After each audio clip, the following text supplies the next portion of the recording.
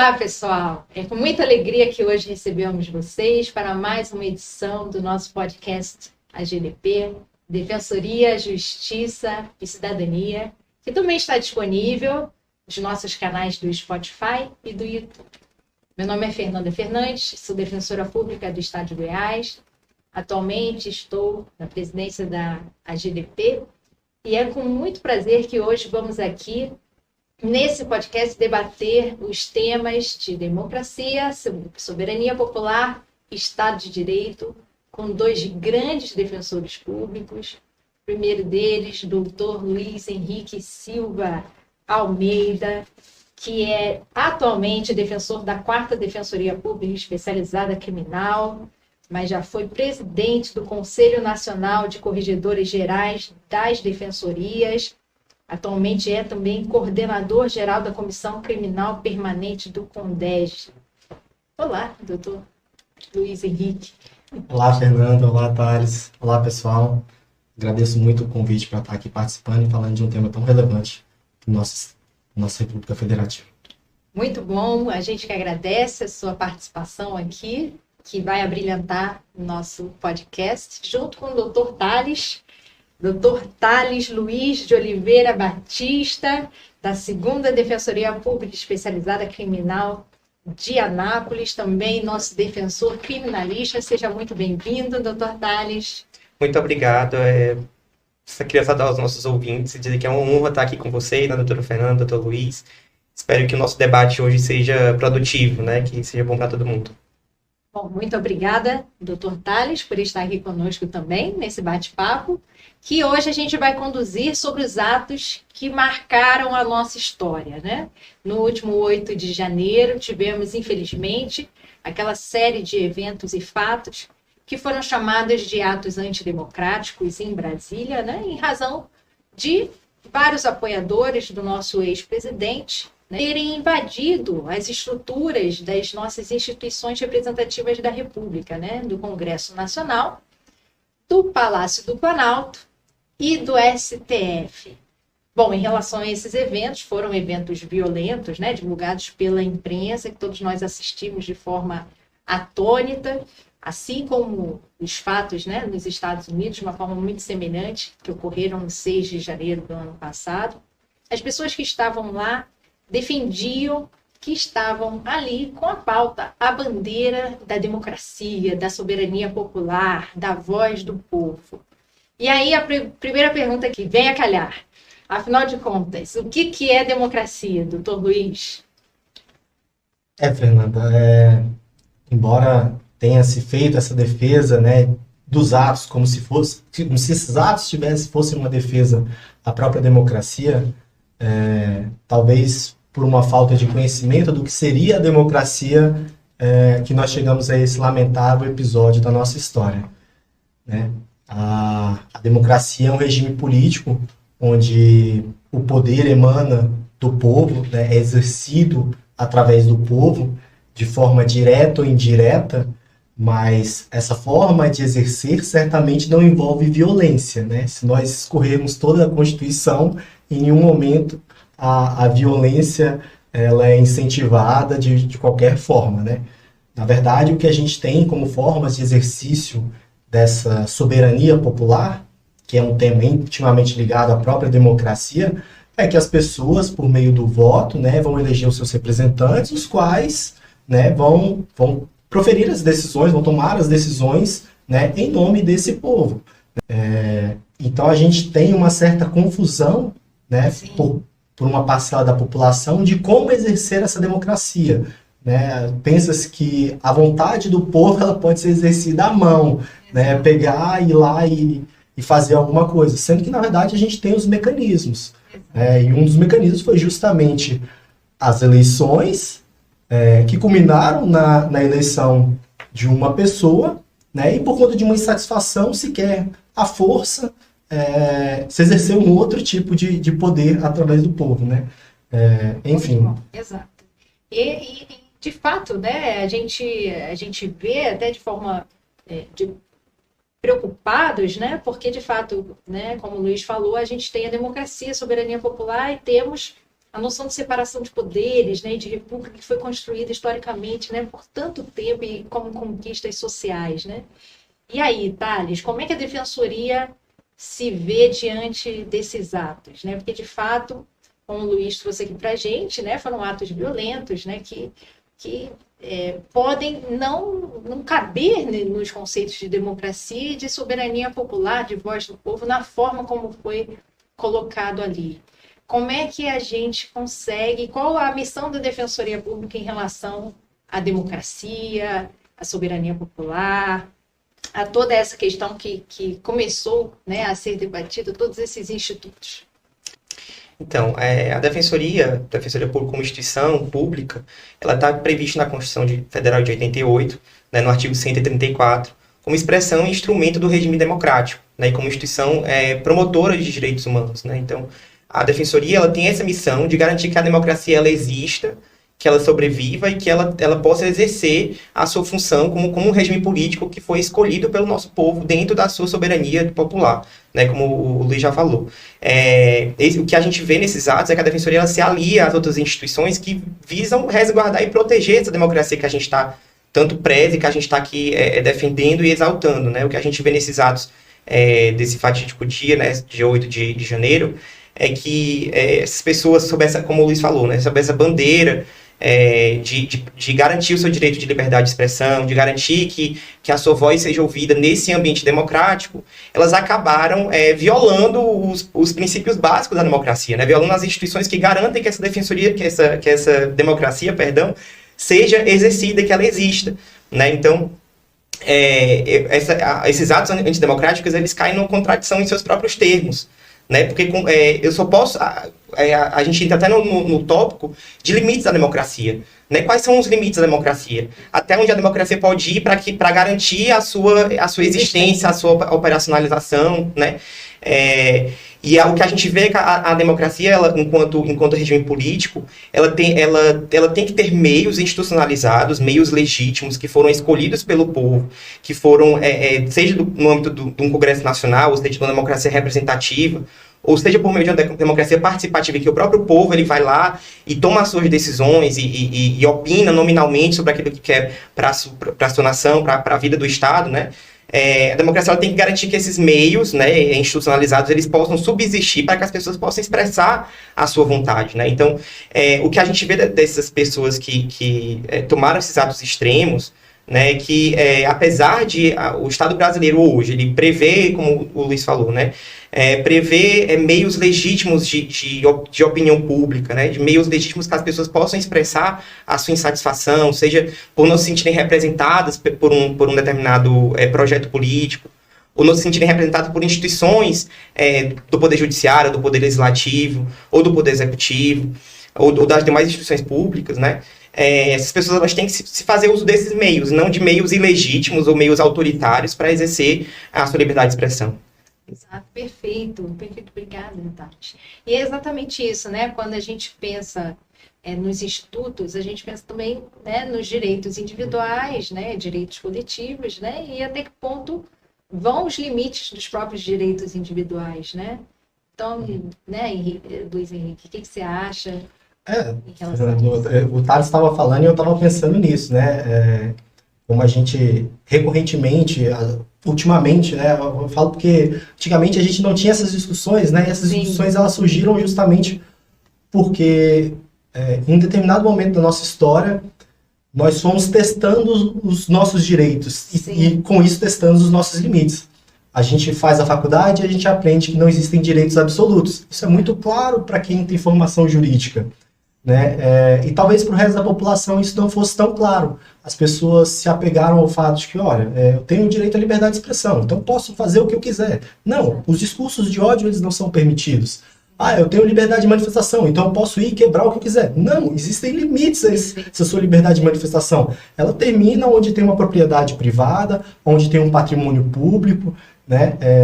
Então a gente vive um momento onde realmente a gente está testando esses limites. E eles vêm sendo testados há muito tempo, né? Se a gente for parar para pensar, eu sempre lembro de um capítulo, para mim, deplorável da nossa história, onde um deputado exalta um torturador. Sim. Isso não é considerado uma quebra de decoro parlamentar. Exato. Se isso não é, o que é uma quebra de decoro parlamentar? O que uma pessoa precisa fazer para quebrar um decoro parlamentar, se não a exaltação de um torturador? Exato. Talvez o pior capítulo da nossa história, né? Enfim, esses limites, eles precisam ser melhor estabelecidos, precisam ser melhor esclarecidos. A gente talvez tenha uma oportunidade única de olhar para uma história recente, embora a gente já tenha tido capítulos que permitiam a gente ter feito essa previsão, né, esse cuidado, mas a gente tem a oportunidade de olhar como a gente chegou até aqui e o que a gente pode fazer para que isso não se repita mais.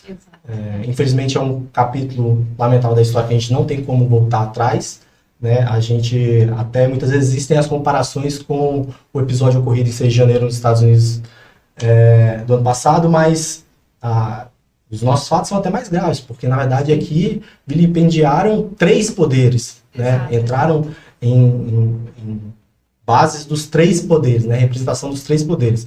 Então a gente vê como a nossa democracia nesse momento ela estava fragilizada de alguma forma.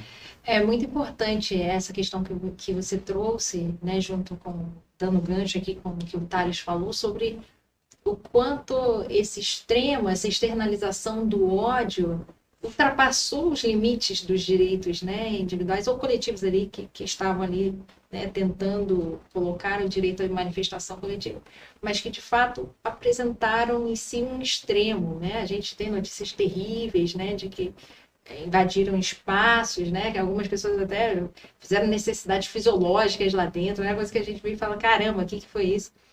Mas, de fato, uma vez que a gente vê essa crise de representatividade, crise dos institutos, crise da lei, aí surge de uma forma inegável o Estado Leviatã, né?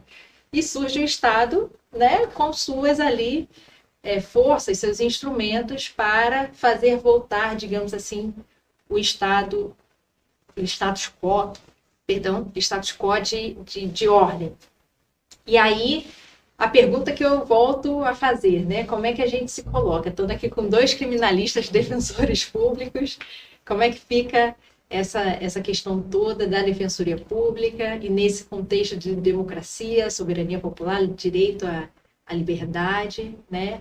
E Estado de Direito. Thales, o que você acha? O Ministério Público, que é o órgão acusatório, o órgão que faz essa persecução penal em concreto, ele vai apurar essas violações à legislação, violação a esses valores que são caros à nossa sociedade, e apurando vão verificar quais são as pessoas que violaram essa situação de fato e exercer a punição adequada dentro do âmbito do contraditório da ampla defesa. Então é muito importante a gente puxar nesse gancho do Estado Leviatã, do Estado que vai exercer a sua força política para garantir o bem-estar e a existência dos demais cidadãos, que a gente veja que esse próprio Estado Leviatã ele também prevê meios legítimos de defesa de contraditório dessas pessoas que o violaram, que violaram a sua lei. Né? Então, e dentro desse aspecto defensivo, de defesa, de promoção de direitos, a gente tem a Defensoria Pública, como instituição pública, prevista na Constituição Federal, como a gente já conversou aqui, né? Que tem essa função de exercer a defesa judicial e extrajudicial das pessoas em situação de vulnerabilidade que não têm uma representação judicial, como, por exemplo, no âmbito criminal. Então, as pessoas vão ser processadas criminalmente, como já estão sendo, né? E aqueles que não têm condições econômicas ou por alguma outra circunstância de ter um advogado constituído para exercer a sua defesa, vão ter a sua ampla defesa, o seu contraditório e o seu acesso à justiça garantidos pela Defensoria Pública Brasileira, seja no âmbito federal, seja no âmbito estadual ali do Distrito Federal. E o que é legal nisso, Thales, Fernanda, é a gente verificar o seguinte nesse contexto.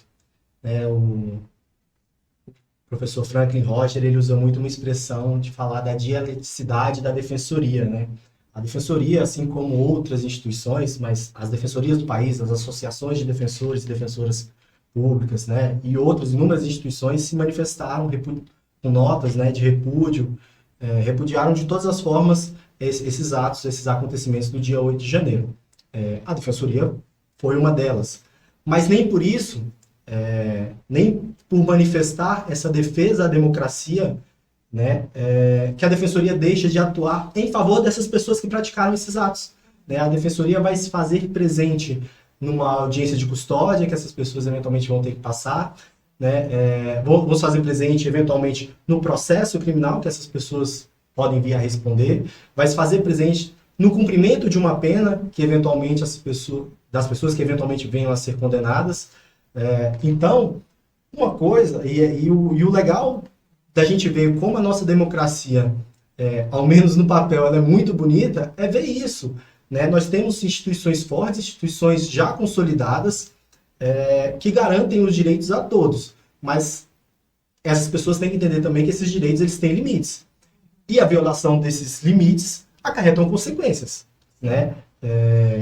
Mas fica muito claro esse caráter dialético da defensoria, onde a gente acaba, às vezes, se vendo em dois lados. Mas vocês não estavam criticando os atos antidemocráticos e aí vão fazer a defesa? Não, mas uma coisa não tem nada a ver com a outra. As pessoas têm o mesmo direito de que todas as outras pessoas têm de ter um devido processo legal, de ter um contraditório, de ter ampla defesa, de ter todos os seus direitos respeitados dentro desse âmbito. Perfeito.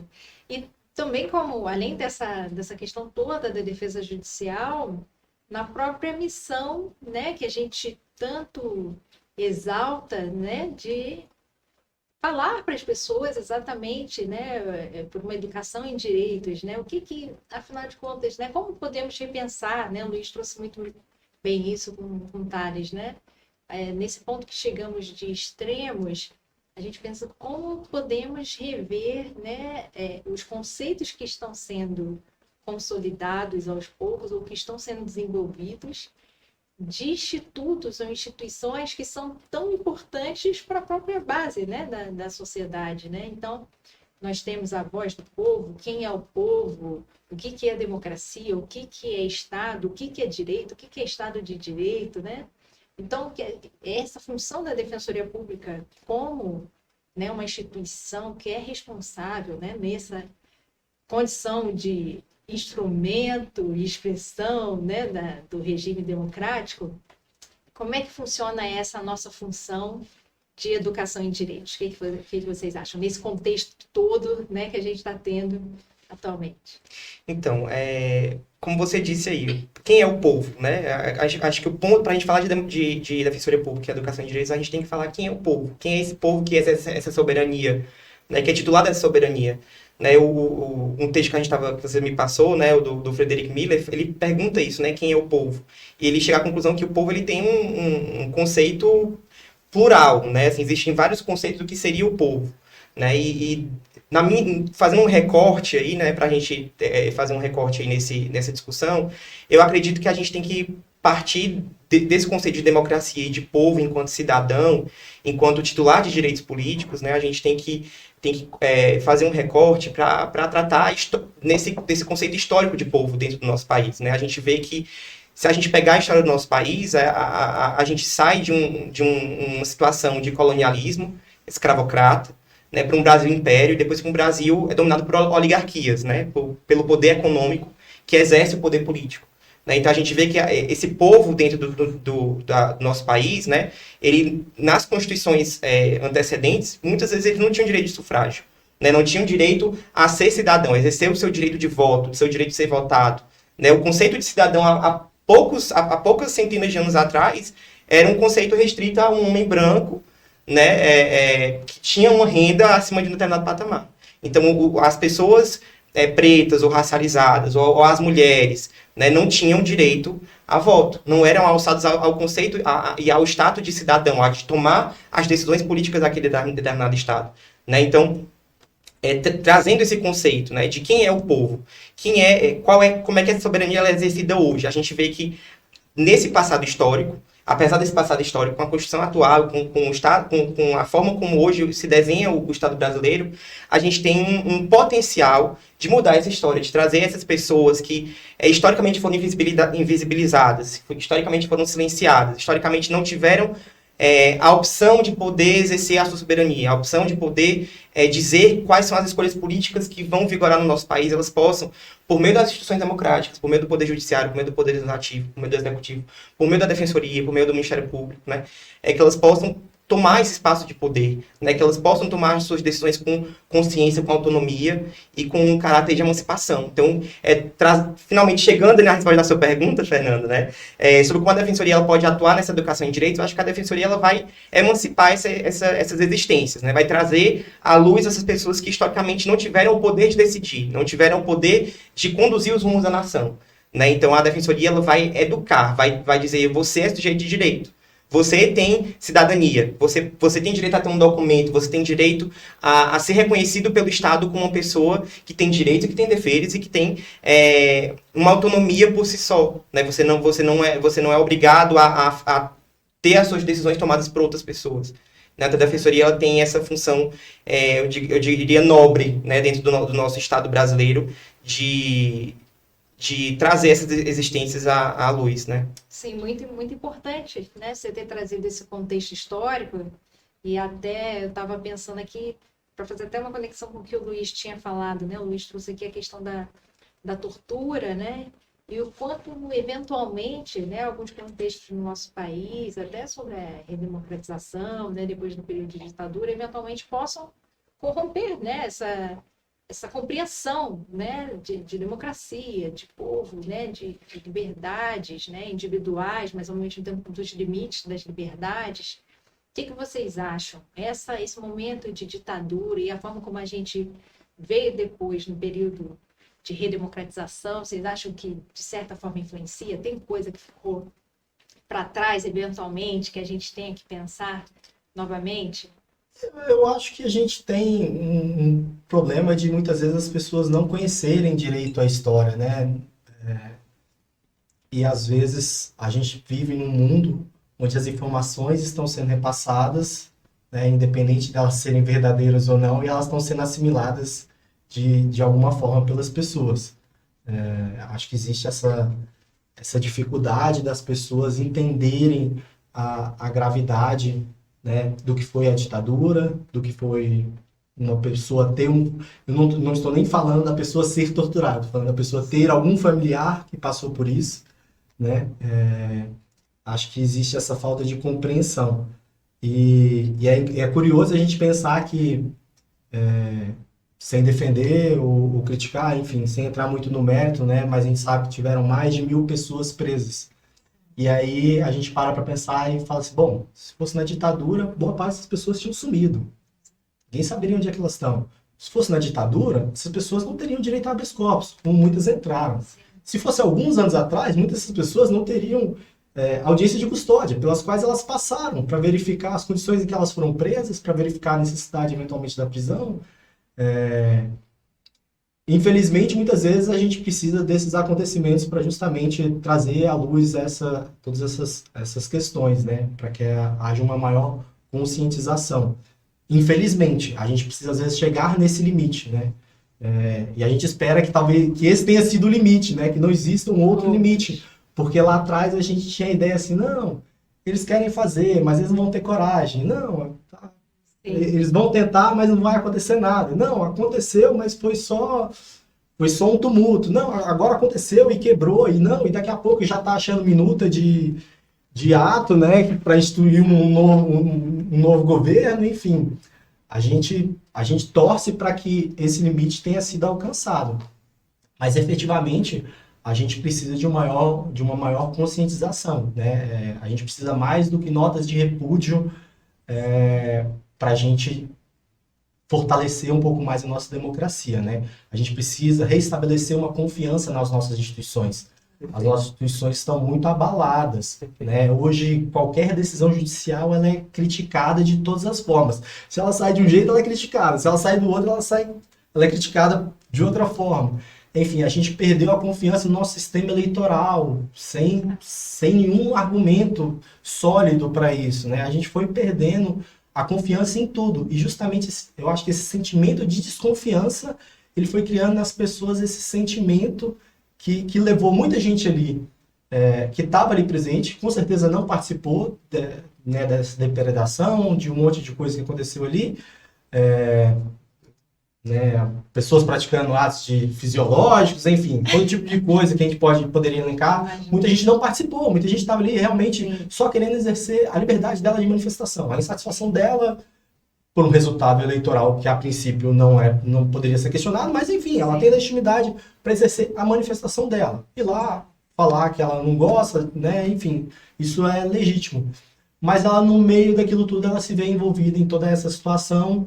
Algumas delas até ali no calor do momento, se excedem, participam de uma forma um pouco mais ativa desses atos, né? Outras nem tanto, né? Mas a gente espera que ali seja efetivamente o limite, porque, enfim, se aquele ali não for o limite, o limite talvez seja a bárbara ou a guerra civil, enfim, não sei mais qual vai ser o limite, né? Porque há pouco tempo atrás, se alguém contasse, um dia vão invadir e vão quebrar lá o Palácio, o STF ao mesmo tempo. E o Congresso Nacional, e ninguém acreditaria. Falaria, não tem como, a gente tem, né? Mas a gente precisa restabelecer, eu acho que o ponto principal é a gente restabelecer essa confiança nas nossas instituições. Elas ficaram muito abaladas numa história recente. Até que ponto um ou outro poder podem se auxiliar nessa construção de um futuro em que as instituições tenham mais respeito, né, mais legitimidade. Então, é nesse contexto que você trouxe, Fernanda, eu acho que é importante a gente ressaltar que e trazendo também o gancho que o Luiz trouxe, né, da confiança legítima nas nossas instituições. A democracia, ela trabalha com esse princípio majoritário, né, ou seja, daqueles cidadãos que comparecem e exercem o seu direito de voto, a maioria vai assumir aquele projeto de escolha política, né? Mas que apesar disso nós temos que, como nação, como um só povo, nós temos que aderir e usar esse momento que talvez não seja conduzido pelo seu projeto, a sua ideia de política, de governabilidade, usar esse momento como uma reflexão, como um tempo de amadurecimento democrático, amadurecimento político para trazer soluções melhores para o nosso país, né? Então, eu acredito que as instituições elas têm esse papel agora, né, num ambiente num cenário, né, de reconstrução físico, né, e político, institucional, social, econômico, né? As instituições brasileiras e o próprio Poder Executivo, Legislativo e Judiciário, eles têm que trabalhar todos em conjunto, eu acredito, né, para fomentar essa consciência política, para fomentar essa consciência de que nós precisamos remar juntos na mesma direção, né, para que a gente possa construir uma nação verdadeiramente justa, livre e solidária, como está previsto na nossa Constituição. Muito bom. E uma coisa que me chamou a atenção também, né, entre as providências dessa reconstrução, Thales, a gente viu que houve uma inclinação para a construção de um memorial, né, para que esse momento não fosse esquecido também. É importante, Luiz, isso? O que você acha dessa proposta que teve, né, para que houvesse essa fixação? Sim, tem importância. Acho que é simbólico, né?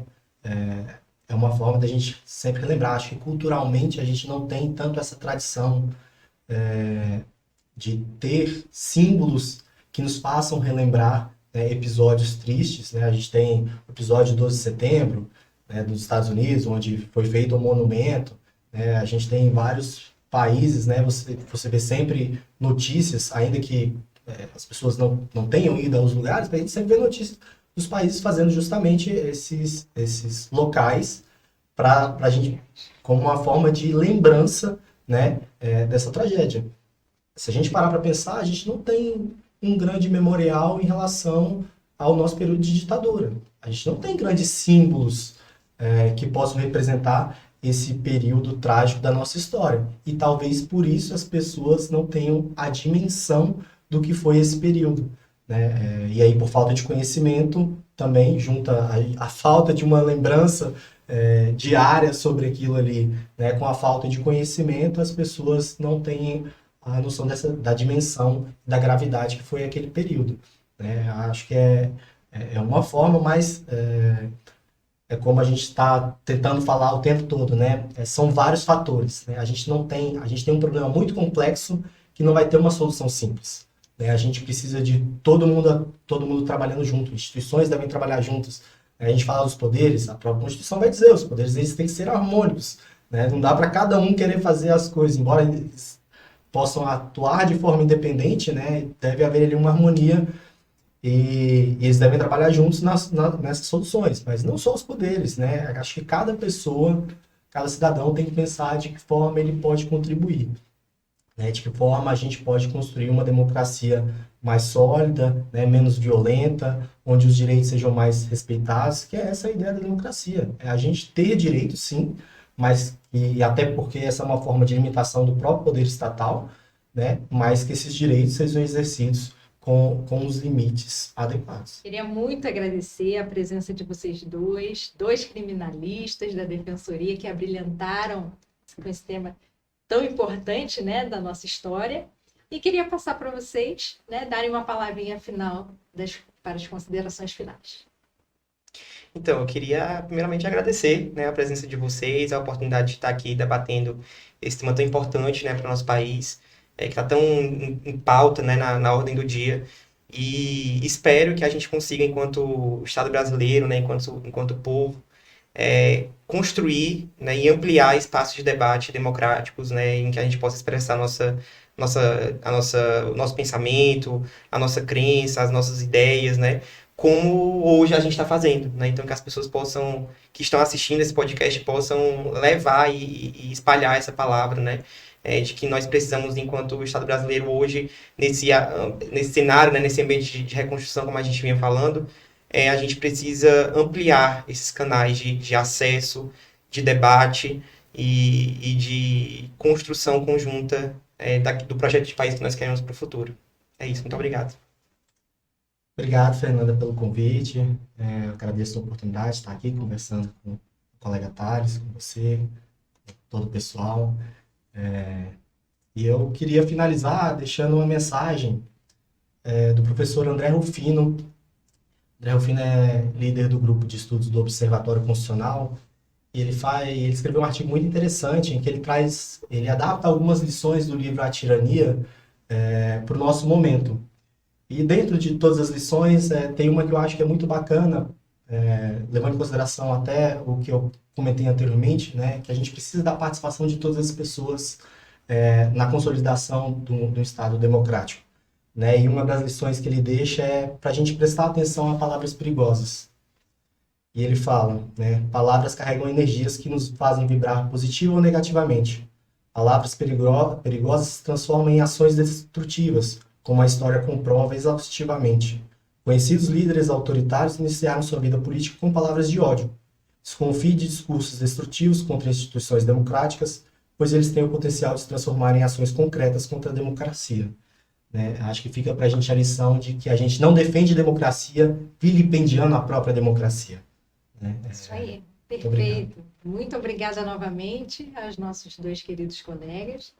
E obrigada a vocês também que ficaram conosco até agora, até o final desse podcast. Esperamos também que vocês tenham gostado, assim como nós. E esperamos vocês no nosso próximo podcast Defensoria, Justiça e Cidadania. Até mais.